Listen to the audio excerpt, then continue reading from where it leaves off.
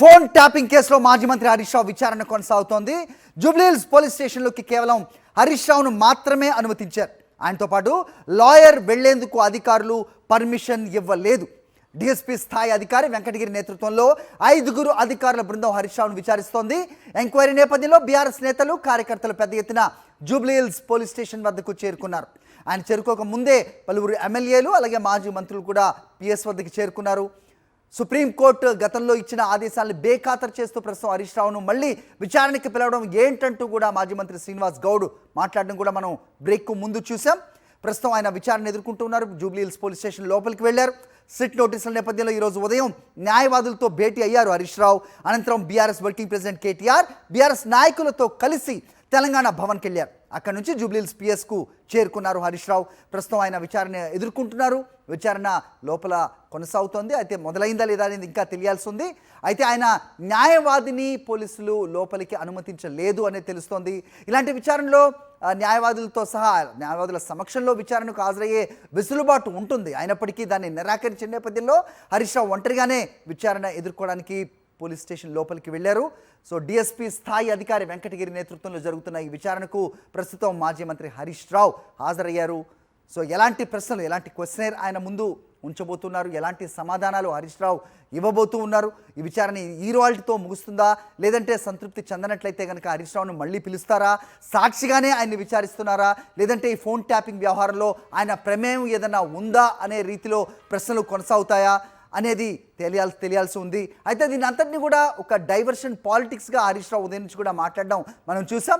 నిన్న సిద్దిపేటలో ముఖ్యమంత్రి రేవంత్ రెడ్డి బావమరిది ప్రమేయం, బొగ్గు గనుల టెండర్లపై ఆయన ప్రమేయం గురించి ప్రస్తావించిన నేపథ్యంలో ఉదయం మాట్లాడితే సాయంత్రానికల్లా తనకు నోటీసులు అందజేశారు. సో నిన్న రాత్రి నోటీసులు ఇచ్చి ఉదయాన్నే తను విచారణకు హాజరు కమ్మనటం ఏ రకంగా ఇది కరెక్ట్ అనేది కూడా ఆయన ప్రశ్నించడం మనం చూసాం. అసలు దొంగలు వీళ్ళు, ఈ ముఖ్యమంత్రి వారి దండుపాలెం బ్యాచు అనేక కుంభకోణాల్లో ఇవాళ ఇన్వాల్వ్ అయి ఉన్నారు. మరి 4,000 కోట్ల సివిల్ సప్లై స్కామ్ కూడా జరిగిన సంగతి మనందరికి తెలుసు. దాంట్లో ఉత్తమ్ కుమార్ రెడ్డి గారిని మరి సవాలు చేస్తే, నిలదీస్తే ఇప్పటికి సమాధానం లేదు. అట్లనే సమ్మక్క సారక్క అక్కడ యొక్క పని 300 కోట్ల రూపాయల పని కోసం మరి 2 మంత్రులు కొట్లాడుకున్న సంగతి కూడా మనం చూసినాం. ఇవాళ దాన్ని దేవాదాయ శాఖ నుంచి R&B శాఖకు మార్చి తన అనుకూలంగా ఉన్నటువంటి కంపెనీలకు ఇప్పించుకున్న సంగతి కూడా చూసినాం. ఆ కమిషన్ల విషయంలో 2 మంత్రులు కొట్టుకున్న సంగతి కూడా మనం చూసినాం. ఇకట్లా ఎక్సైజ్ డిపార్ట్మెంట్లో జూపల్లి కృష్ణారావు గారు ప్రాతినిధ్యం వహిస్తున్నట్టు ఎక్సైజ్ డిపార్ట్మెంట్లో మరి ఆ మద్యం లేబుల్ల సంగతి కావచ్చు, కొత్త బ్రాండ్ల సంగతి కావచ్చు, ఎక్సైజ్ మంత్రికి తెలియకుండానే ముఖ్యమంత్రి పేషి మొత్తం కూడా నడిపించింది అని మంత్రి వాపోయిన సంగతి కూడా మనం చూసినాం. ఆ కమిషన్ల కోసం ముఖ్యమంత్రి పేషి మంత్రి ఇద్దరి మధ్యలో కూడా మాటలు జరిగినట్టు కూడా మనకు వార్తలు వచ్చినాయి. ఇట్లా అనేక రకాల రోజు అట్లనే ఇండస్ట్రియల్ భూములు తక్కువకేం తన వాళ్ళకు అప్పచెప్పి 5 లక్షల కోట్ల రూపాయల స్కామ్కు తెరదీసిన సంగతి కూడా మరి వాళ్ళ కేటీఆర్ గారు, హరీష్ రావు గారు లేవనెత్తడం జరిగింది. అట్లనే హామ్ మోడల్ రోడ్లు అంటున్నారు. దాంట్లో డబుల్ కంటే ఎక్కువ 3 రెట్లు బేస్ ప్రైజ్ని ఏదైతే విలువ ఉంటుందో, 1 కిలోమీటర్కి ఎంత ఖర్చు అయితే కావాలనో అంతకు 3 రెట్లు ఎక్కువ చేసి దాదాపు 8,000 కోట్ల రూపాయల కుంభకోణం హామ్ మోడల్లో చేయబోతా ఉన్నారన్న సంగతి కూడా మేము లేవనెత్తడం జరిగింది.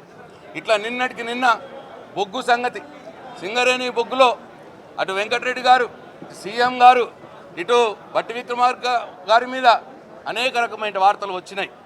ఇవాళ వాళ్ళ మనుషులకు ఇప్పించుకొని 1,600 కోట్ల విలువైనటువంటి పనులని వాళ్ళ మనుషులకు ఇప్పించుకోవటానికి ఒకళ్ళ మీద ఒకళ్ళు ఎట్లా డ్రామాలు చేసుకున్నారో, ఎటువంటి వార్తలు వచ్చినాయో, మీడియాలో ఎటువంటి వార్తలు వచ్చినాయో మనందరం కూడా చూసినాం.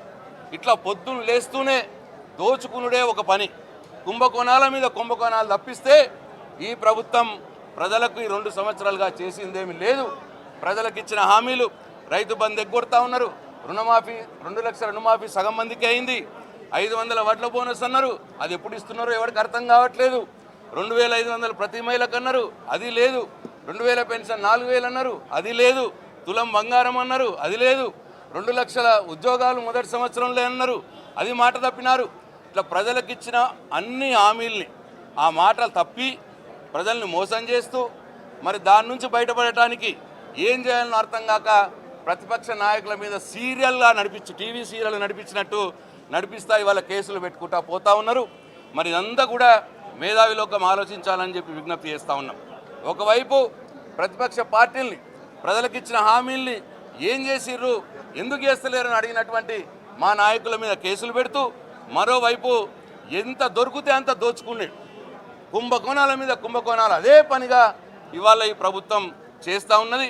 దాన్ని నిలదీస్తే కూడా వాళ్ళకి ఇబ్బంది జరుగుతూ ఉన్నది. అందుకే మా హరీష్ రావు గారి మీద, కేటీఆర్ గారి మీద, చివరికి మా అధినాయకుడు కేసీఆర్ గారి మీద కూడా కమిషన్ల పేరిట కేసుల పేరిట పిలిపించుకొని వేధిస్తున్న సంగతి కూడా ఒకసారి తెలంగాణ సమాజం ఆలోచించాలని చెప్పి నేను కోరుతా ఉన్నా. ముఖ్యమంత్రి రేవంత్ రెడ్డి, నువ్వెన్ని కేసులు పెట్టినా, నువ్వెంత డైవర్షన్ పాలిటిక్స్ చేయాలని ప్రయత్నం చేసినా నిన్ను మాత్రం వదిలిపెట్టేది లేదు. నీ అవినీతిని ప్రశ్నిస్తూనే ఉంటాం, నీ కుంభకోణాలని బయట పెడుతూనే ఉంటాం, ప్రజలకు నువ్వు ఇచ్చిన హామీలను నెరవేర్చేదానిక మీ ఎంట పడుతూనే ఉంటాం. ఇవాళ హరీష్ రావు గారు ఏదో నువ్వు కేసు పెట్టి పిలిస్తే భయపడే వ్యక్తి కాదు. తెలంగాణ ఉద్యమంలో అనేక రకాలైన కేసులు ఎదుర్కొని ప్రజల కోసం జైళ్ళలోకి పోయి వచ్చిన వాళ్ళం మేము.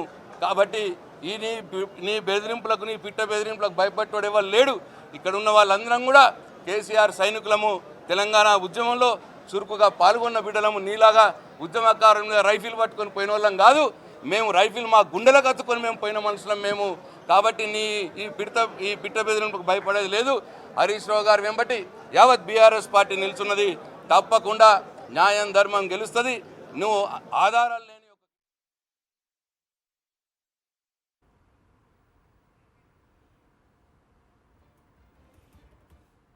రైట్. వేముల ప్రశాంత్ రెడ్డి మాట్లాడుతూ ఇదంతా కూడా పొలిటికల్ డైవర్షన్. సో ప్రతిసారి ఎన్నికలు వచ్చిన నేపథ్యంలో ఏదో ఒక అరెస్ట్ దీన్ని ముందుకి తెర మీదకి తీసుకురావడం, ప్రజల దృష్టిని మరల్చే ప్రయత్నం చేయడం కాక ఇంకేది లేదంటూ కూడా వేముల ప్రశాంత్ రెడ్డి మాట్లాడడం చూసాం. ముఖ్యమంత్రి రేవంత్ రెడ్డి, నువ్వెన్ని కేసులు పెట్టినా, నువ్వెంత డైవర్షన్ పాలిటిక్స్ చేయాలని ప్రయత్నం చేసినా నిన్ను మాత్రం వదిలిపెట్టేది లేదు. నీ అవినీతిని ప్రశ్నిస్తూనే ఉంటాం, నీ కుంభకోణాలని బయట పెడుతూనే ఉంటాం, ప్రజలకు నువ్వు ఇచ్చిన హామీలను నెరవేర్చేదానిక మీ ఎంట పడుతూనే ఉంటాం. ఇవాళ హరీష్ రావు గారు ఏదో నువ్వు కేసు పెట్టి పిలిస్తే భయపడే వ్యక్తి కాదు. తెలంగాణ ఉద్యమంలో అనేక రకాలైన కేసులు ఎదుర్కొని ప్రజల కోసం జైళ్ళలోకి పోయి వచ్చిన వాళ్ళం మేము. కాబట్టి ఈ నీ బెదిరింపులకు, నీ పిట్ట బెదిరింపులకు భయపట్టోడు ఎవరు లేడు. ఇక్కడ ఉన్న వాళ్ళందరం కూడా కేసీఆర్ సైనికులము. తెలంగాణ ఉద్యమంలో చురుకుగా పాల్గొన్న బిడ్డలము. నీలాగా ఉద్యమకారుల మీద రైఫిల్ పట్టుకొని పోయిన వాళ్ళం కాదు మేము. రైఫిల్ మా గుండెలకు కత్తుకొని మేము పోయిన మనుషులం మేము. కాబట్టి నీ ఈ పిట్ట బెదిరింపులకు భయపడేది లేదు. హరీష్ రావు గారు వెంబటి యావత్ బీఆర్ఎస్ పార్టీ నిల్చున్నది. తప్పకుండా న్యాయం ధర్మం గెలుస్తుంది. నువ్వు ఆధారాలు